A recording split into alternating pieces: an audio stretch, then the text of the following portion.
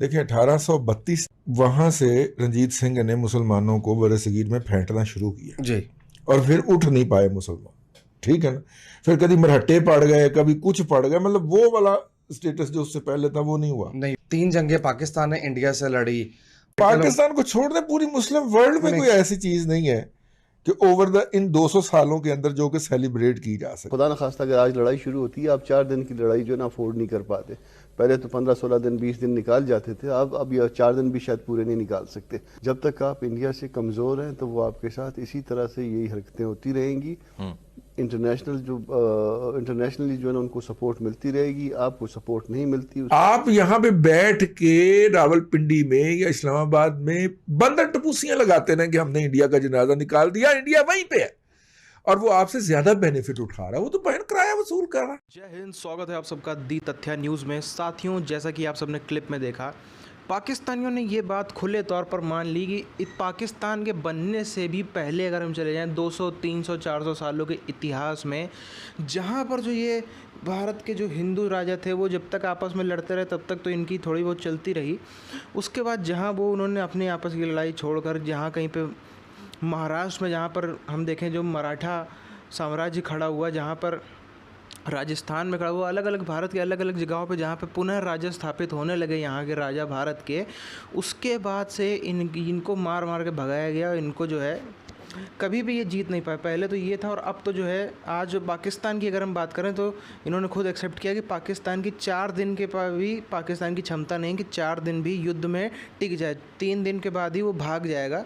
ये पाकिस्तान की इस समय हालत है। तो पूरी चीज़ क्या पहले आइए हम सुने। ये ताकतवर और कमज़ोर के दरमियान जो है वो कभी भी हल नहीं होता मामला। आप इस मामले को भले इस जगह पे रखिए और अपने आप को ताकतवर बनाइए। जब तक आप इंडिया से कमज़ोर हैं तो वो आपके साथ इसी तरह से यही हरकतें होती रहेंगी। इंटरनेशनली जो है ना उनको सपोर्ट मिलती रहेगी, आपको सपोर्ट नहीं मिलती, उसकी भी अपनी रीजंस हैं। आप अपना मज़हब की बात करते हैं, वो सेकुलर हैं, वो दुनिया बाकी रिमेनिंग सारी सेकुलर है। तो जब वो सेकुलर है और दुनिया सारी सेकुलर है तो वो सारी की सारी जो है ना सपोर्ट उस तरफ जाएगी। दूसरी तरफ ये है कि आप जो है ना अगर आप फ़र्ज़ करें खुदा न खास्ता अगर आज लड़ाई शुरू होती है, आप 4 दिन की लड़ाई जो है ना अफोर्ड नहीं कर पाते।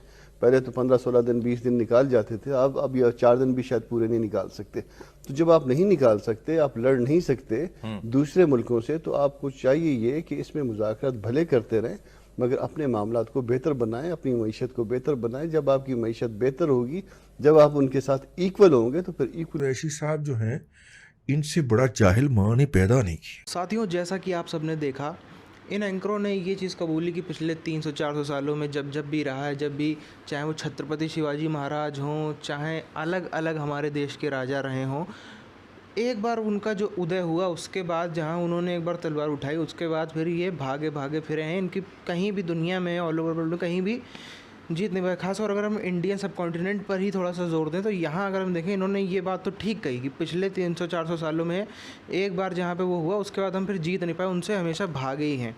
लेकिन इनको ये चीज़ भी एक्सेप्ट करनी चाहिए और सबको ये चीज़ जाननी चाहिए, उसके पहले का भी हमें जानना चाहिए। जैसे अगर हम छत्रपति शिवाजी महाराज के समय की बात करें, औरंगज़ेब ने कितने लोग भेजे।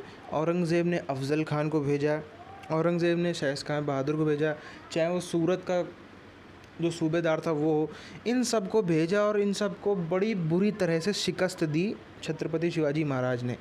पूरे जीवन में यदि एक बार वो थोड़ा सा उनके कदम पीछे आए होंगे, थोड़ा सा यानी कि थोड़ी सी हम उसको कह सकते हैं एक छोटी सी जो हार हुई है, वो कभी भी अफ़ज़ल ख़ान के सामने या फिर शहज़ खान, इन सब के सामने नहीं हुई। वो किसके सामने हुई? वो हुई जब मिर्ज़ा राजा जय सिंह लड़ रहे थे मुग़लों की तरफ से। ये बताने के लिए काफ़ी है कि किससे हारे। जितना भी यही हकीकत रही है हिंदुस्तान की, जब भी कभी भी हिंदुस्तान का कोई भी शासक हारा है तो उसमें भले ही ध्वज इनका मुग़लों का हो, जिसका भी हो, लेकिन हराने वाला हमेशा कोई ना कोई यहीं का रहा है और हमेशा हम देखें तो हिंदू ही रहा है। ये जो हकीकत इस देश की रही है। जैसे कि जब हमने अभी बात करी जो मिर्ज़ा राजा जय सिंह वाले किस्से की, उसमें 40 में से 23 किले देने पड़े थे औरंगज़ेब को या फिर हम कहते हैं मुग़ल को, मराठा साम्राज्य को अपनी तरफ से। वही एक छोटा जो सेटबैक था, बाकी पूरे जीवन में कभी इतने लोग भेजे औरंगज़ेब ने, कोई भी एक बाल नहीं भागा कर पाया। लेकिन यही ऐसे ही लोग थे मिर्ज़ा राजा जयसिंह जैसे, या फिर हम महाराणा प्रताप के समय भी देखें किसी की हैसियत नहीं थी। बहलोल खान जैसे लोग को तो बीच बीच में से घोड़े के समेत 2 टुकड़ों में काट देते थे महाराणा प्रताप। लेकिन यदि उनको जीवन में इतना संघर्ष हुआ, उनके इतनी मुश्किलें उनकी जीवन में आई, तो किसकी वजह से आई? वो आई जो राजपूत राजा थे, या हम राजपूत वर्ड करना यूज़ करना गलत है, जो हिंदू राजा थे, वो जयपुर के हों, वो बीकानेर के हों, वो अलग अलग जगहों पे हों, हमेशा ऐसे ही, चाहे हम पृथ्वीराज चौहान के समय में जाके इतिहास देख लें, यदि जयचंद ना होता, तो ये सब चीज़ें हैं, ये सब भी लोगों को एक्सेप्ट करनी चाहिए। फ़िलहाल इस वीडियो को हम यहीं पर ख़त्म करते हैं, आने वाली वीडियोज़ में और आपसे चर्चा करेंगे। जय हिंद।